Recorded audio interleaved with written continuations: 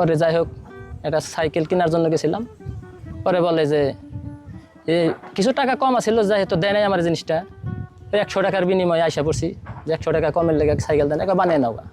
তো ভিতরে একটা জিদ জাগলো, তো বানিয়ে নিবো, কাঠ দিয়ে বানিয়ে নিবো, যা থাকে কপাল।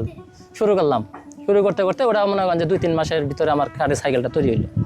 কাঠের সাইকেল? কাঠের সাইকেল 2000 সালে কাঠের সাইকেল আমি চালাইছি 11 সাল পর্যন্ত।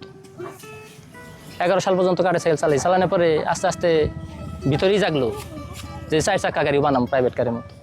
পরে ওই সময় থেকে চিন্তাধারা ছিল, চিন্তা করতে করতে কল্পনা করতে করতে অনেকদিন পার হয়ে যাওয়ার পরে 2 বছর আগে আমার জিনিসটা মাথায় ঢুকছে যে এটা আমি বানাবো, যেহেতু একটু টাকা পয়সা ব্যয়বহুল হতে পারে, হাতে হয়েছে তো অনেক সিস্টেম শুরু করছি। এটা বানাইতে কত টাকা লাগছে? এটা বানাইতে আমার মোটামুটি মাল ম্যাটেরিয়ালস গেছে হলো 1.5 লক্ষ টাকা।